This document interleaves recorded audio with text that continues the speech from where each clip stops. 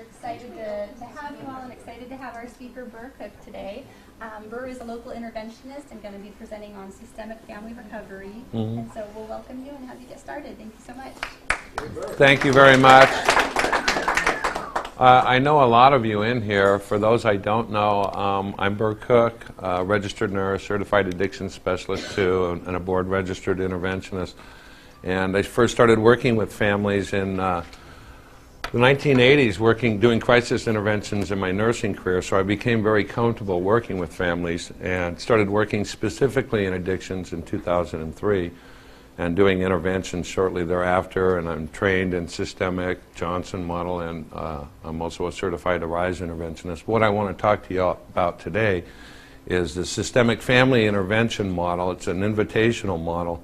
And family recovery in general, because our goal is always to work towards family health, because we get better outcomes with the addicted individuals. Okay, this is working now. Okay, get back to the...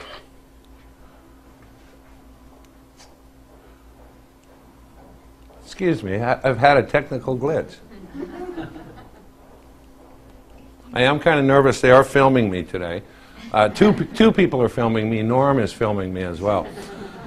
So that's added to it. So family recovery is one of the things we're going to talk about. And like interventions and like treatment, family recovery is a process.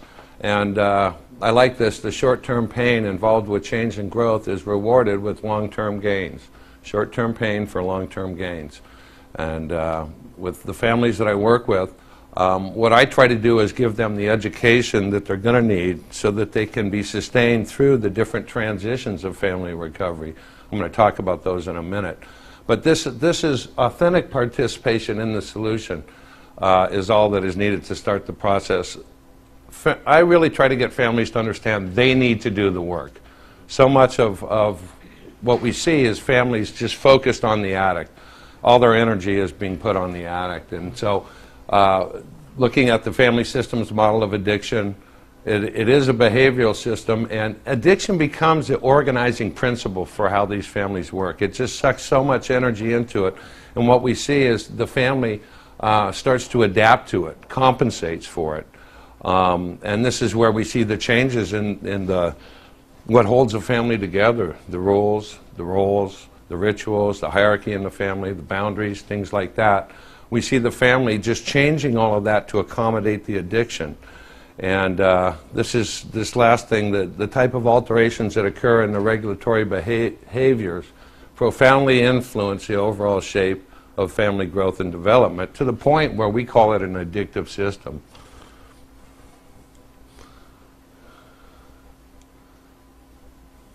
Another glitch.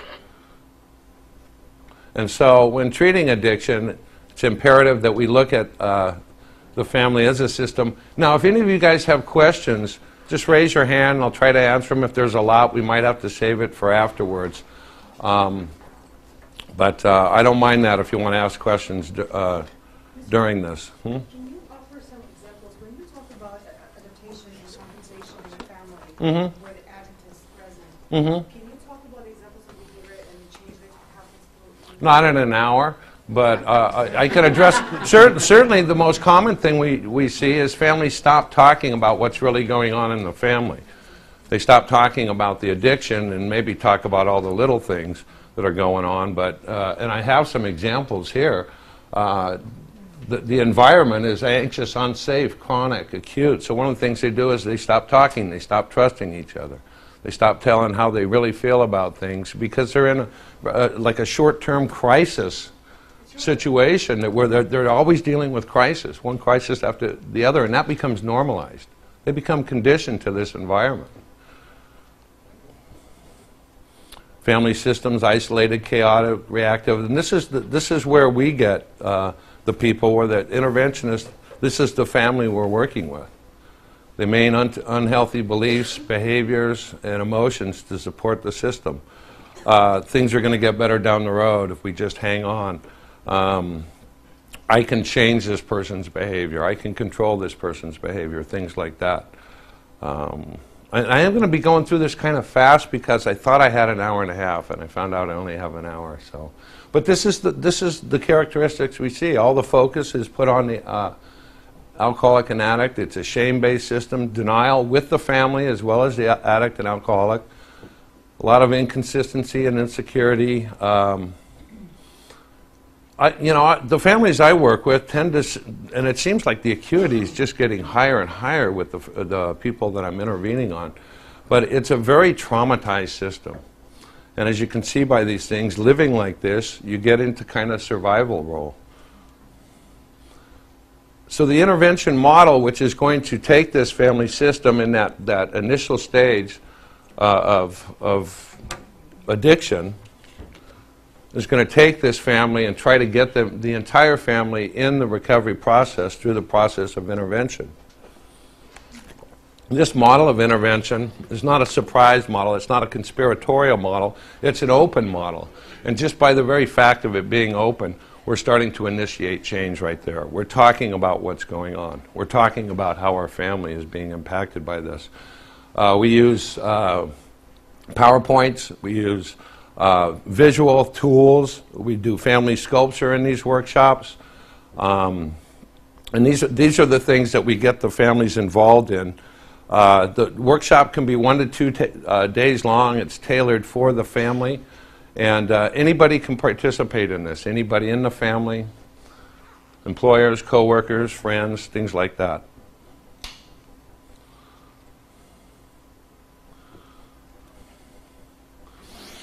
In this model, there's a lot less resistance with the chemically dependent person. One of the reasons is because they're invited to this model. The family's talking about there's going to be a workshop. There's going to be a family meeting. And we're going to talk about how addiction has impacted this family. Just from them talking about it and the family members letting the person know, we're going to go to this workshop whether you do or not. When I say the person, what was typically the identified patient before is now going to be just another member of the family. The entire family is going to have recovery plans. Through the process of the assessment, everything starts with an assessment, and I'll get into that in a minute. We get enough information on this family to be able to develop these recovery plans for the entire family. I know I got some interventionists in the room, and I do surprise interventions. About half the interventions I do are surprise interventions. This is a lot less stressful model for everybody. For me, for any therapist you're working with, for the family, because it's not conspiratorial, because it's not, the family tension rises in the surprise interventions. In this model, it tends to go down. They start to get out of crisis mode. They start to feel a little bit of hope. And with that hope and that energy, they start to change right there. My role in these interventionists is to make sure the environment's safe.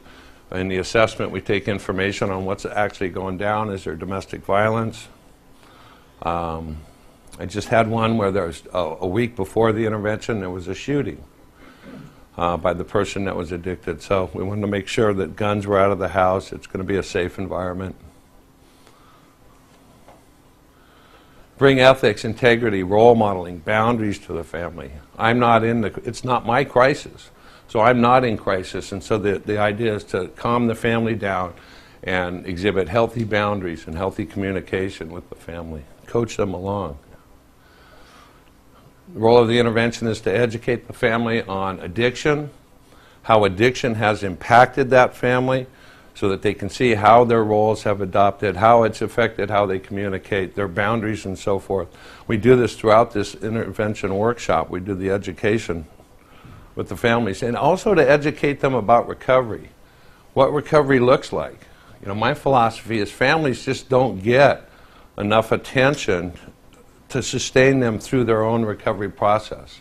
And when that doesn't happen, they start to lose a little bit of hope, they start to get nervous, and they fall right back into focusing on the alcoholic. It takes them away from their own recovery. Families need a lot of coaching. They need a lot of coaching with the actual invitation because they're nervous about inviting the person. They're fixated on, is this person going to come? Trying to get them out of that. We're going to have this workshop, whether this person comes to the intervention or not. I've done these interventions where the person hasn't and they still went into treatment, and the reason is because the family system changed. Some of them a couple days after, one a couple weeks after.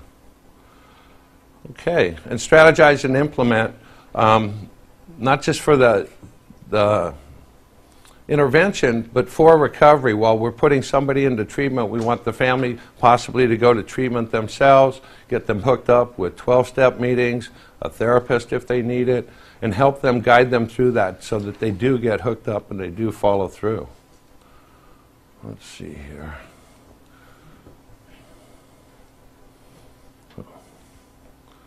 Do I have to take all this off to go to the next slide? I already did this one, right?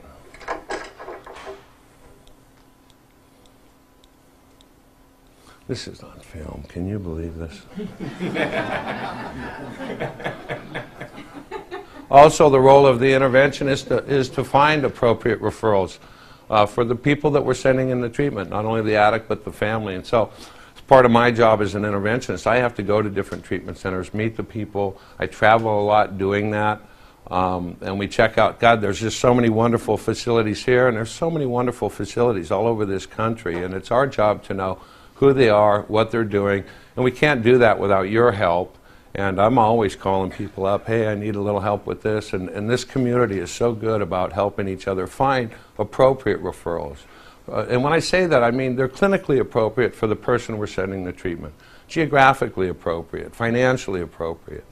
You know, you got to put a little bit of work in there to get what I think is a nice fit for people.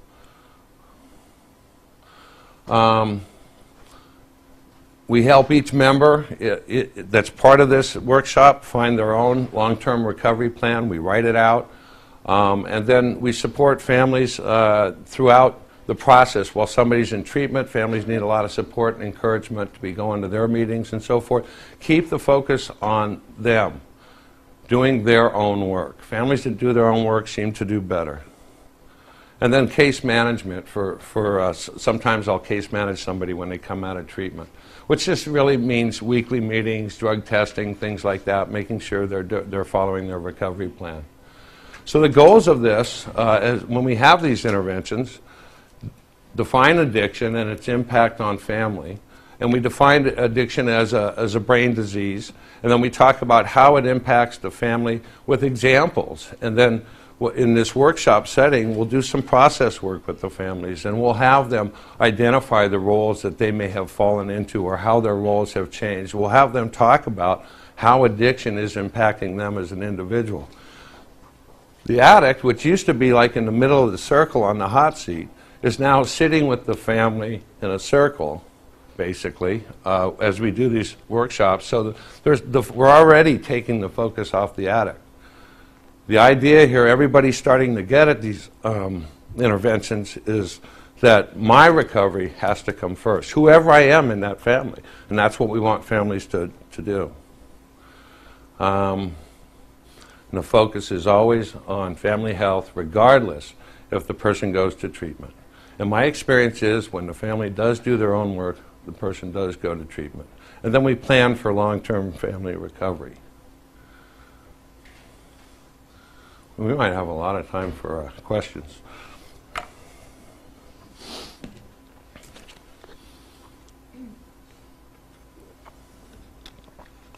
So everything does start with that first call. The person I'm talking to is anxious. You saw what that environment they're living in is like.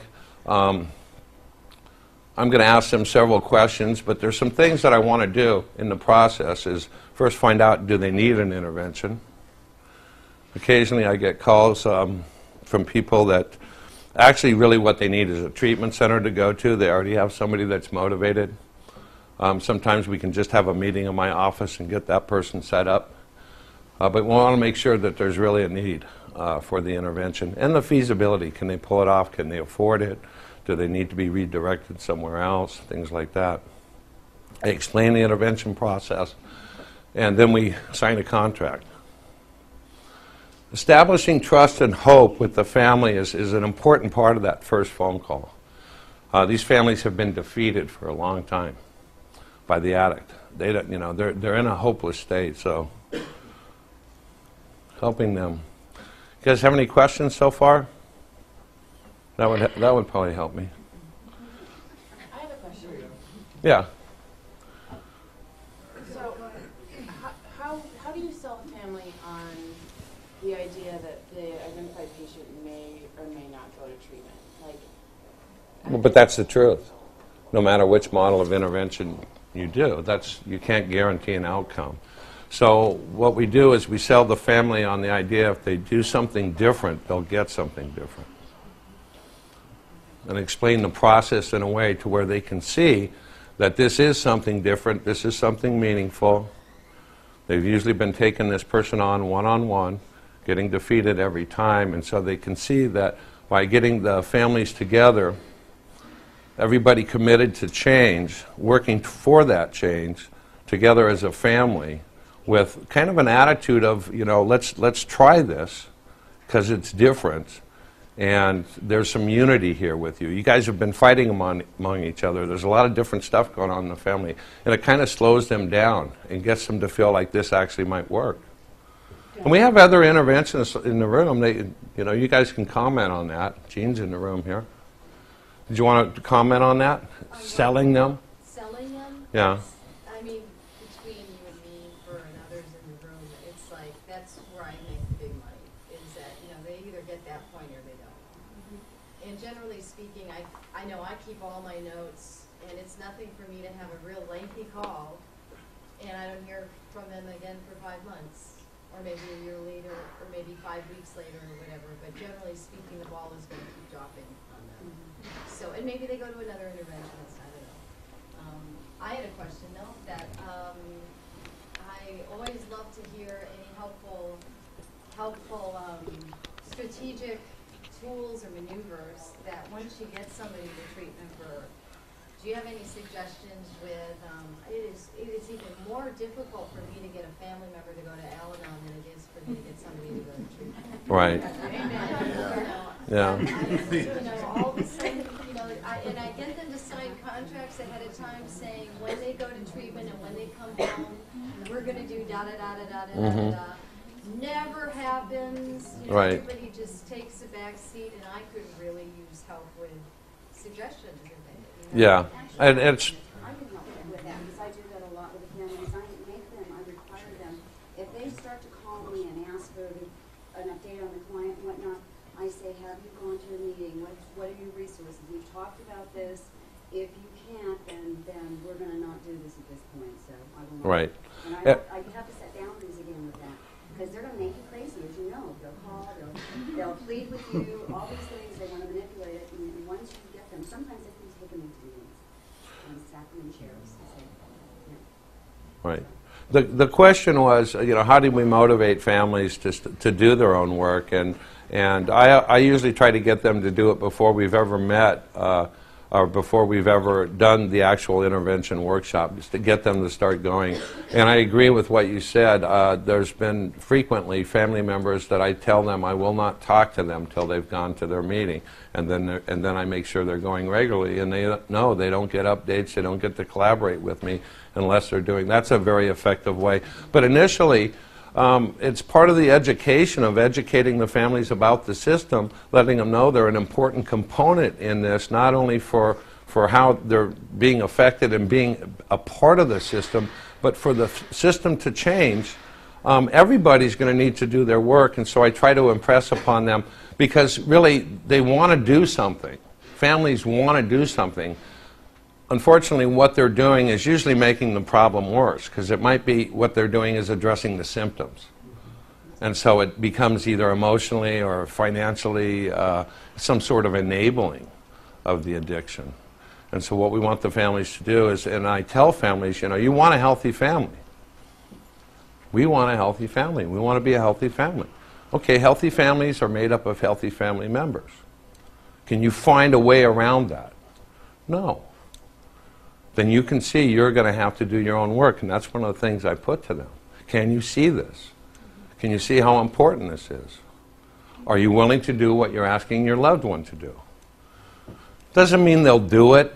You know, that's just a reality. This has long been a problem. This is why we have this model. This is why I do these talks. It is so that we can keep educating the family, give them some hope, but let them know they're going to have to put some skin in the game. They're just going to have to. I work lots with families in workshops and stuff, and I tell them the story, my yoga story, you know, because I like to serve, and I'm old. And I'm not as limber as I used to be, so I bought a book on yoga. Came with a DVD. I read the book, watched the DVD twice, just as stiff as ever. And that's kind of how recovery is, you know. We can talk about boundaries. If you can't communicate in a healthy way, how are you going to set healthy boundaries? So we got to start working on the communication. If you can't set healthy boundaries, how are you going to get to a healthier place? Otherwise, you're just tied up in the chaos of addiction and the chaos of early recovery. We're going to talk about that because things don't get better quickly. This is why I like to work with families for a while they're in this process, because they don't get better quickly, but they do get better, the ones that do the work. And so that's so much a part of the job. You know that, Gene. We spend a lot of time doing this, motivating the family. For the assessment, I'm going to do the safety issues, get a history of drug and alcohol use, not just with the addict, but with family members as well. It's pretty rare I go into a family now where there isn't widespread substance abuse. Or other compulsive behaviors that families see. A lot of eating disorders around here, and a lot of shopping disorders and things like that, money issues. So we'll get that history of the entire family. Have they been to treatment before? What's their history with treatment? You know, are they somebody that AMA'd a lot? That person's probably going to go to treatment out of state. Things like that.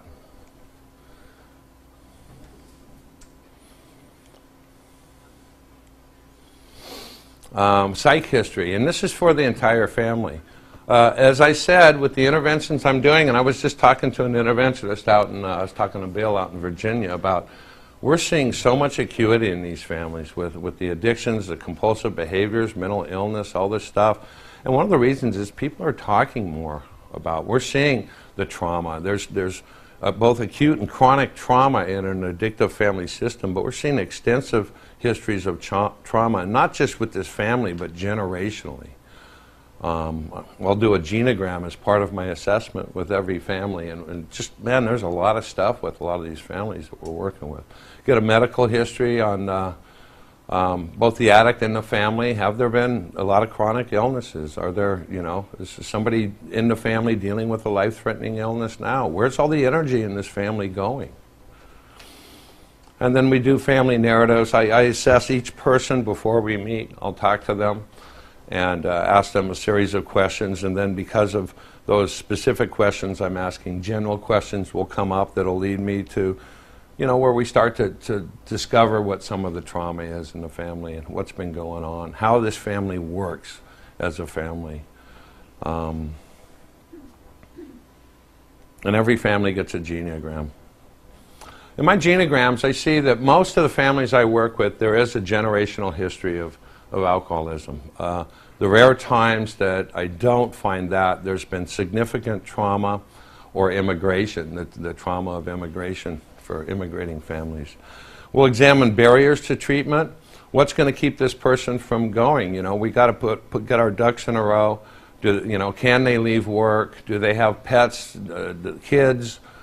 Things that need to be taken care of. What's their financial system? We try to remove the barriers to make this process as easy as possible for the person going into treatment.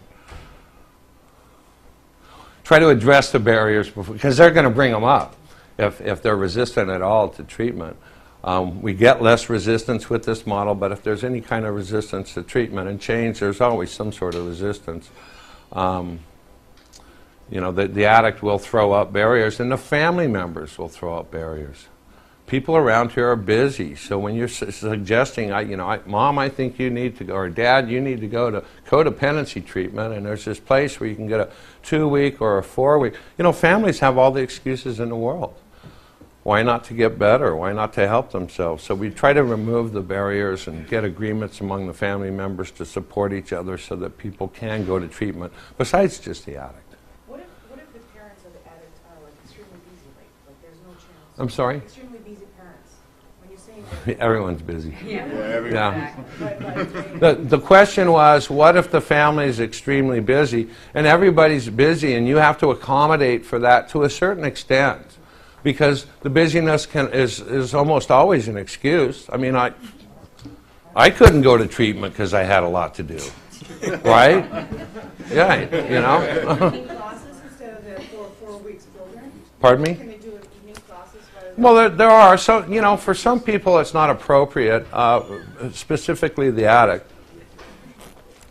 22-year-old heroin addict that's been strung out, dealing, doing all kinds of stuff. I'm probably not going to send him to an outpatient program. He's probably going to go to an inpatient, first detox, inpatient treatment for 3 months with a real solid year-long aftercare plan afterwards. So that's a lot of resources. That's usually the biggest barrier, is resources that people have. You have more resources and you have more time. So it's difficult. So you work with every family, every intervention has a life of its own. Every family's got different issues. The challenge is, again, getting people over that barrier, those barriers that we throw up, barriers to change that we throw up just as a habit. I do need to take care of myself. I do need to slow down. Really what we want is balance. People, addictive family systems, everybody's living in the extreme. Different types of extremes, and we want balance and bring them down to it. So they do need a lot of coaching.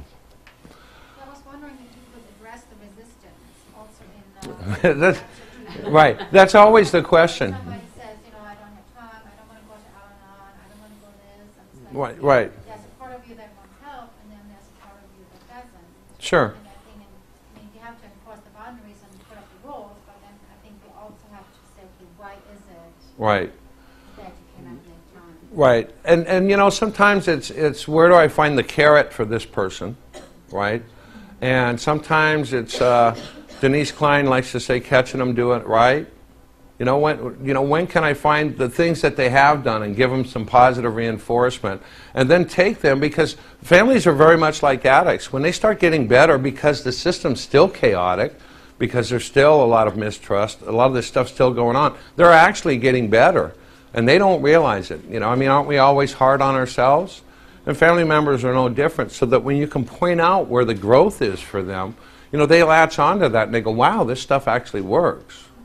But you have to be there for them to do that. It takes time and so forth. But I think that's another thing that I use. Find out what their specific carrot's going to be. And it's usually somebody else getting better. You want it to be them getting better. But find out where it is and then work towards it.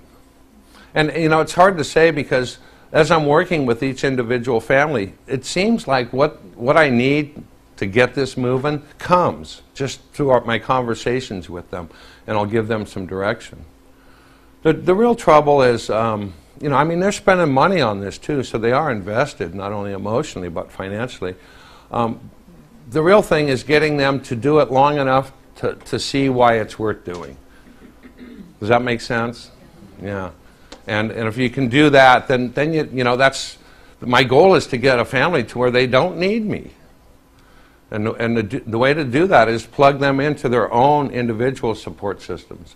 So in the families that will do this, they get plugged in, and then after a while, they're in a recovery network, so it's flowing for them. Okay, preparation. Who are we going to invite? When are we going to have it? Where is it going to be? Treatment options. We select a treatment center. I have a sobriety contract. Everybody stays sober prior to the family meeting for a week. Now, we don't expect the addict to stay sober. I usually don't expect some family members. Sometimes when you're doing the assessment and I say, I'd like you not to drink for the week, the next week coming up, just so everybody's sober at the meeting, you'll find out where the red flags are. It's just, Well, a week's a long time. Okay.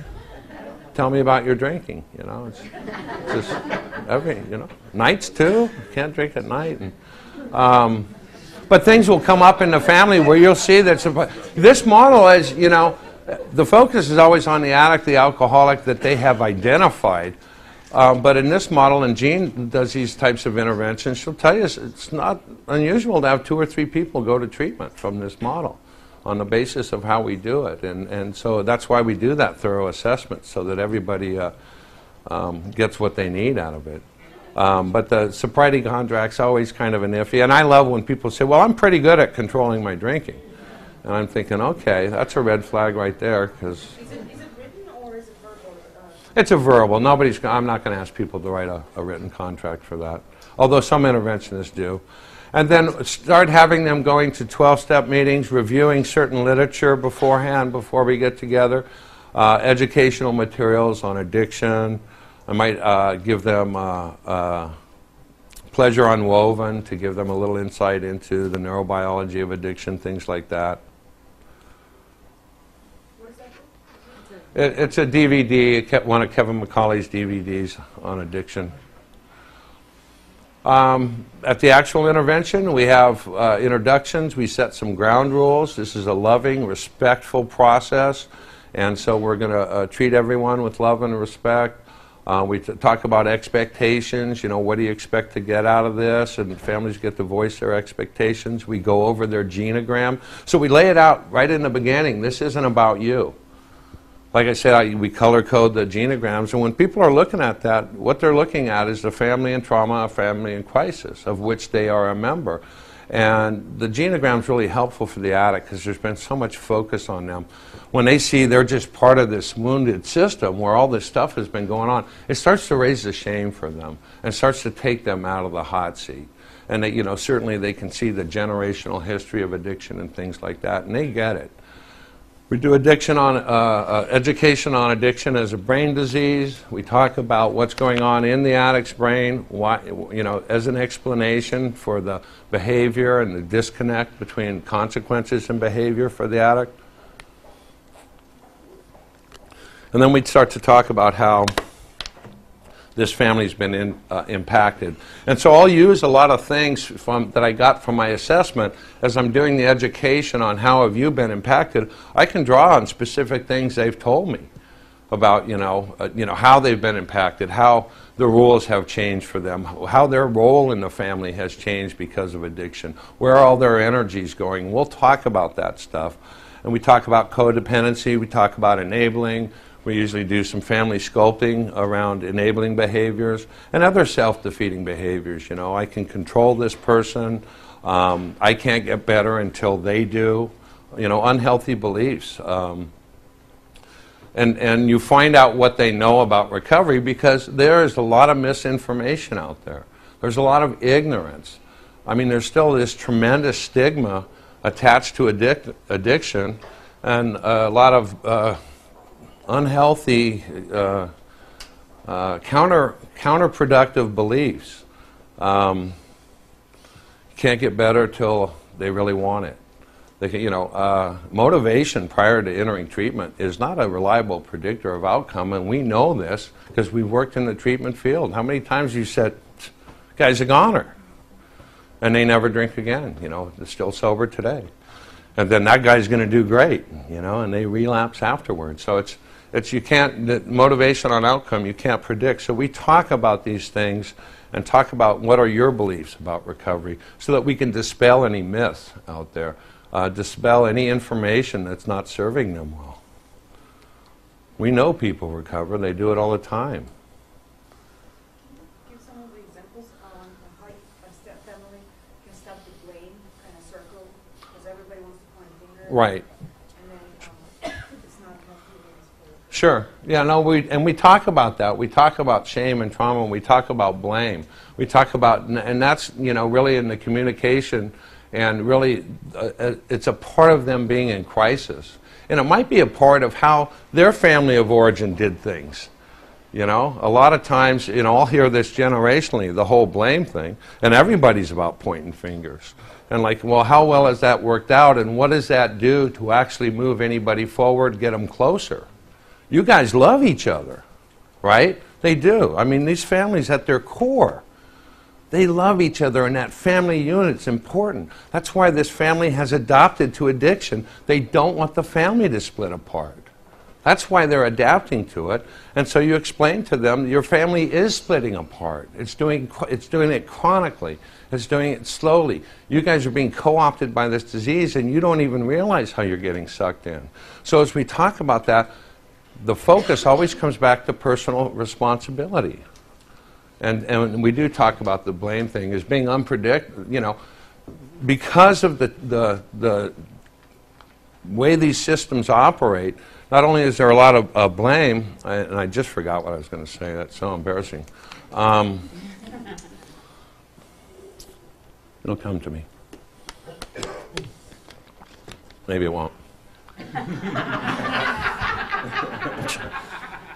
That happens. Burr, don't you find that just through the whole process of this style of intervention that the shame just continually, a continuum starts being addressed because through the level of just each individual in the system is going to start understanding different areas differently. Right. And their aha moments start coming online. You can never count when that's going to happen. But Right. just through the process of this whole thing, that's what I love about it, is that through understanding, the shame just begins to get lifted. Right. And that's one of the reasons we do this process. Shame is such a huge component of what keeps these people just locked into this addictive system, and we don't want to ask for help. We don't want to talk about what's going on. We don't want to reach outside. So many families are relieved when they go to these 12-step meetings to find out this is happening all over the place. You know, they're just relieved, and that's where we connect, right, through our common suffering and stuff, and it's great for them. We talk about treatment and recovery and I want to talk a little bit. There is family process that goes on at these, but it's not deep emotional processing that we're doing. The family's not ready for that. There is still too much trauma going on, too much blame and things like that. We're not doing that, but we are processing what's going on with me as an individual without blaming the person. This is why. It's, you know, keep getting back to personal responsibility. This is what's going on with me. It's my job to do what I can to undo it. So we talk about treatment and recovery and what it can look like for each person. I answer lots of questions about detox, how do we get to treatment, what treatment might be most appropriate for you and why. We talk about the whys so that we can dispel all the, you know, every addict wants easier, softer way. And if they got to go somewhere, it's got to be a country club. And, you know, do they have girls there? Do they have guys there? You know, you get all these questions and stuff. But really what you want to help somebody kind of start to comprehend is that I've got a serious disease. It's going to kill me. It's taken my whole family. And I'm going to have to do something meaningful to get better. And so we talk about a treatment that's appropriate for them and why. And so that they can kind of, you know, that addicts are great about complaining about the color of the life robe. And what we want to do is to get that out of the way as quick as possible. And then we have family statements on what they've learned in these workshops, what they'd like to see other family members do, what they're going to do for themselves. And everyone leaves that workshop with a treatment plan. Ideally, we want to be set up to give an addict a ride to treatment as soon as possible. And sometimes people don't go for a few days to treatment with this model because it's a very open and trusting model. We're taking the pressure off the addict, taking the shame and the guilt off the addict. They understand there's a responsibility for them to get better, and the family understands there's a responsibility for them to get better. So there's a continuum of care that we set up for each person in the family. For the addict, it looks like this. And I'm big, more is better. It's so rare I send anyone to treatment for 30 days anymore. It's just so rare. And even if that's the case, there's almost always going to be sober living or IOP afterwards, and just as much for as long as we can actually do. Resources are an issue here, so you've got to know who's out there and how to hook families up with the resources that are financially appropriate for them. But I'm real big on this after continuing care and sober living. You know, I know there's people here that represent sober living homes and IOPs as well as treatment centers, and it's always the same thing. God, these families, I need someone to talk to these families, and I feel their pain. I wish every family could afford to do this type of intervention. I don't know what's up with this pen. When we talk about 12 steps and stuff, we answer those questions, you know, there's barriers to, I don't want to go to a religious program, or, you know, the certain myths and stuff about 12-step programs. We deal with that stuff right at the Interventionist. And we talk about healthier things to do for the family. Family, it's continue their education, especially on communication and boundaries and addiction. Family program participation at the treatment center and other treatment centers. Maybe utilize Betty Ford Children's program for this family, for the kids that are involved, or even the Betty Ford program. And more treatment centers are opening up their family programs to outside families, which is a real benefit. I'm just so happy to see them doing that. We just can't do enough for these families. You know, this idea that families are going to go to a 5-day family program and be okay is usually not the case. I mean, they're wounded just like the addict is, and recovery is such a long-term process. I just don't see where a 5-day thing. I think that actually feeds into families. One of the things that they believe in is that if the addict gets better, I'll be fine. And they do their I did my 5-day program. What's wrong with you? Why aren't you working your program? And they go right back into how they used to be, right? And so I tell families that, you know, that's not enough. You got to do that in addition to these other things. Go to codependency treatment. I always love it when moms go to codependency treatment, dads go to codependency treatment, when their belief was it's about putting this person in treatment. When you can get them to buy in that this is the most healthy thing you can do for yourself and for them. And it is. This trying to fix the addict isn't going to work for them. But when they start to get fixed and the system starts to change, it's just, addiction cannot survive in a healthy family system, not for long. You might get kicked to the streets, but most people don't do that for very long. Support services and referrals out for families. You know, they're finding their meetings, they're going to their meetings, they're asking questions about it, and they can sit down at this intervention and says, I've been going to these meetings.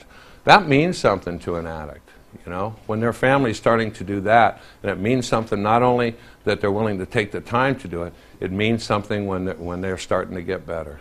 Because this whole system has adopted to addiction because the addict couldn't change. And once they take that focus on the addict and they start to work on themselves, the addict is the one that has to compensate for the change in the family. And so it's almost like a reversal of the direction that the family's going into. Post-up and spiritual participation. I had a mom email me today. She's been going to meetings. She likes it. She started I told her to get a service commitment. She's been hounding her about a sponsor, and she just emailed me today. I will get a sponsor at my meeting on Saturday. Great. So families in this transition, when somebody's going to treatment and they're new at all this stuff, this is what the environment looks like. It's anxious, it's chaotic, it still feels unsafe. Chronic and acute trauma is still going on. The roles and the rules, everything's starting to change. They're new at it. Codependents afraid to make mistakes. You know, fine, you're going to make mistakes. They're essential to learning. We're starting to change them so they can relax a little bit as they're doing this. The system is in a state of collapse, which is good. We want it to collapse. Still chaotic, highly defensive.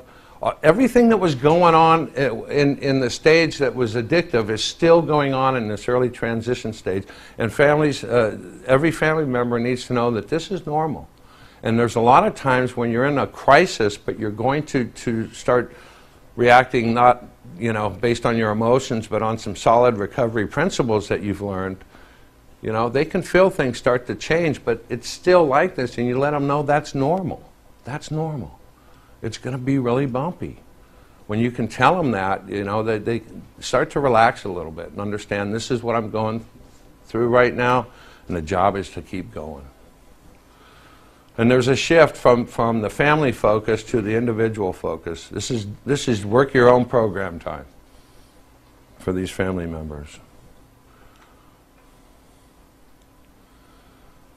So the task for this family that's in transition from that early recovery is to break through their denial about maybe their particular addiction, break through their denial about control, break through their denial about how much this family has been impacted and what's going on with me as an individual.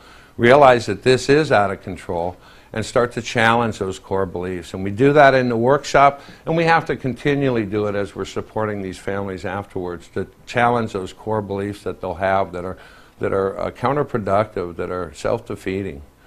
And a lot of that has to do with just their ability to work a program and their ability to stop worrying about the addict, things like that. You know, you get them into action. If you can get them into action, they'll see this stuff.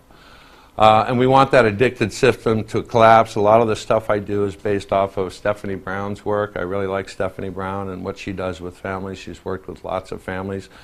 And she's the one where a lot of this stuff comes from, a lot of these slides on the family system. Shift the focus from family to individual and detach. Hardest thing in the world for somebody in that, and you know, to detach about what the addict's doing. And I love treatment centers that cut off communication for a while. I like that. I don't want them to communicate. I want them to do their work. Those daily updates on the addict, I mean, that's the same thing, right? I want them to get out of that. And this is where we want families to tap into their outside support system. Families always circle the wagons when they're being impacted by addiction. That thing that, you know, the pioneer days, right? The Indians are out there, we circle the wagons to protect ourselves. Well, the enemy's addiction, it's on the inside of the family, so we don't want you to circle the wagons, right? You're going to die in there. We want you to reach outside of the system to your individual support system, for you. That's, you know, usually in 12-step meetings or therapists, things like that. And we continually educate on addiction codependency. I give handouts and homework assignments to families, and you know, we'll catch them and say, you know, you need to read that second handout I gave you again. This is addressing what you're asking me. I tell families, you know, if you're not doing what I'm asking you to do, there's no point in us working together.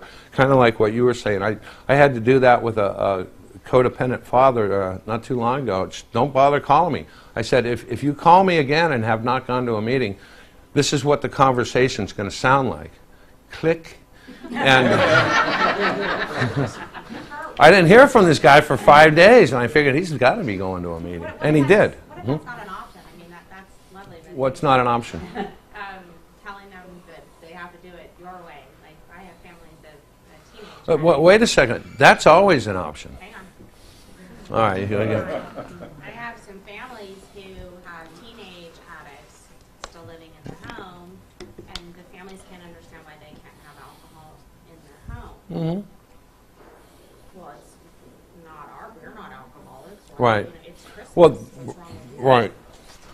Well, this is where the education about, you know, when you educate about a family about addiction, the neurobiology of addiction, you're educating them about things like visual and auditory cues and things like that the addict has to deal with, and how just being around it could be a trigger. And we show that. I show a slide of an addict, you know, the one with the amygdala lighting up, the addict that's been clean and sober for a year, just seeing somebody smoke cocaine and how that triggers them into a craving response. And when families see that, they get it. So I do that education for them so that they will agree to. Lots of families will do it on their own, get alcohol out of the house, but there are those families, and there's just families that aren't going to change their behavior.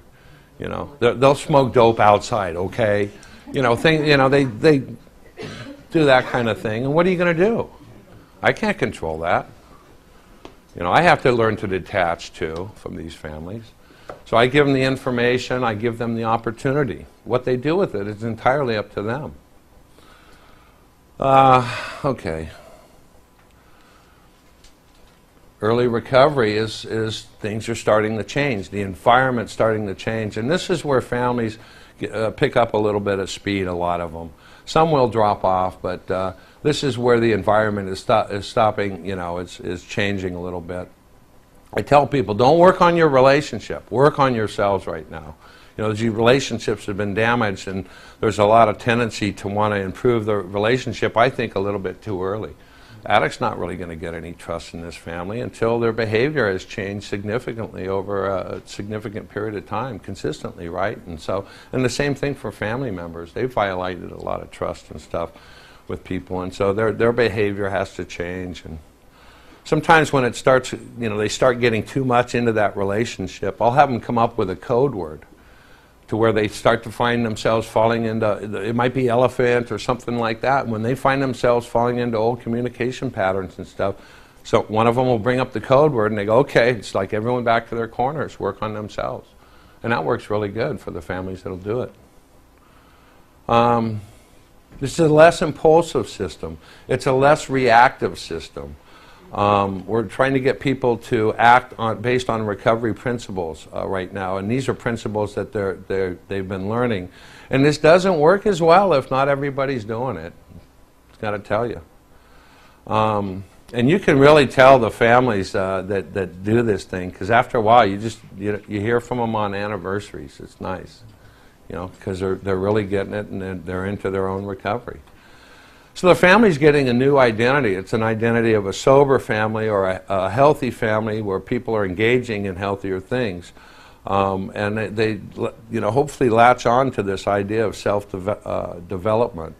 There's still going to be depression and anxiety in this family for a while. And, I get the phone calls 2 years into this recovering family's journey. Hey, so-and-so wants to do this. We're kind of feeling weird about it, and oftentimes what it is not the family. The family's worried about the individual relapsing. Often what it is, it's the family relapsing into their codependency and their typical behaviors. So I call them out on that. Bring it right back to, so what are you doing? Have you cut back on your meetings? What's going on with you?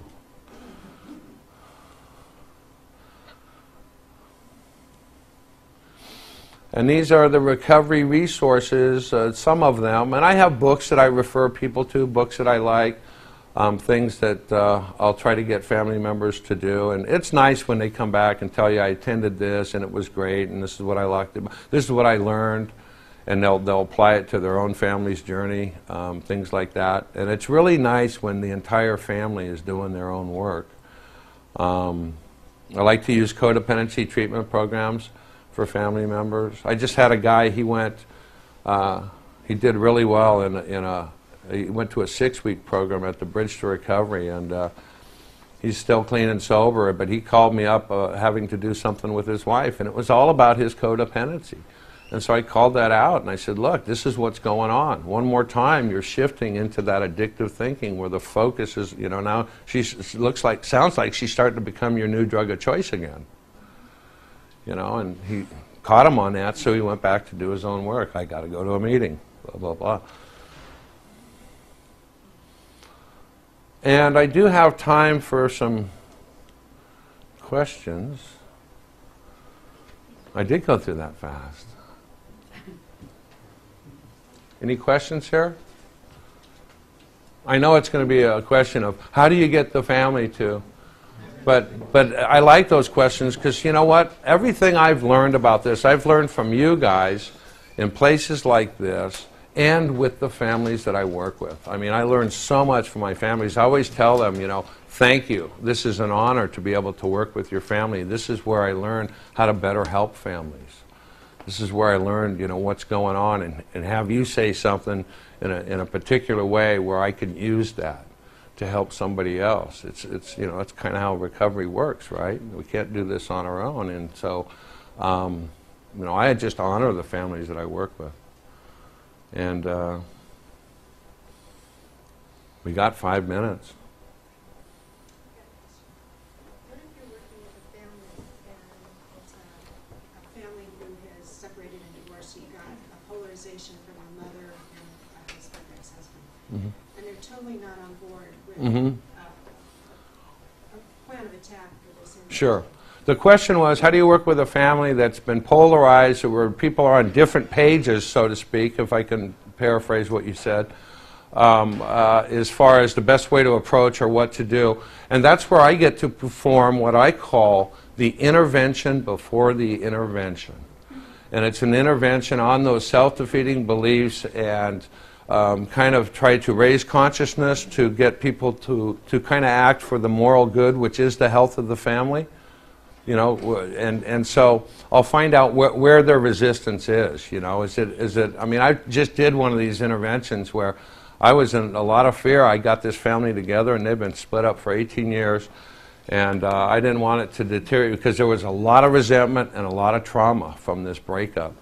And I had asked everybody, "Are you know, when we get together, are you going to be able to deal with that stuff, that unresolved?" And it was, "Yeah, you know, we get this." It deteriorated into some real bullshit, and I had to deal with it. So you have an individual where perhaps you'd say the wife who's totally an enabler. 30-year-old child, not a child anymore, been using, 15 years old. Yeah. Living with the mom's totally supporting. Her kids not working, doing nothing to support himself, sleeping all day. And you have perhaps the dad on the other end of the deal who's totally disowned this child. Yeah. I get that a lot, actually. And vice versa, you know, depending on the gender of the spouse. I actually get that a lot. And that's where I have to do the intervention before the intervention to get people to see beyond, you know, their rigidity and stuff. I mean, because, you know, oftentimes the type of relationships that I see, even in families that are living together, they're not divorced, it's still about power struggles in this family. It's not real relationship stuff. And so sometimes I have to kind of get into that a little bit with them to be able to participate in this process, with the understanding that and it's difficult in those first couple phone calls. If I try to educate families too much, I'm going to lose that family. That's what I have found. If I'm doing that over the phone before we've been contracted to work together. So it's a fine line you're walking, but you got to find out where their resistance is. What is it? You know, so you can deal with it. So every family is a little bit different, but I actually encounter that a lot.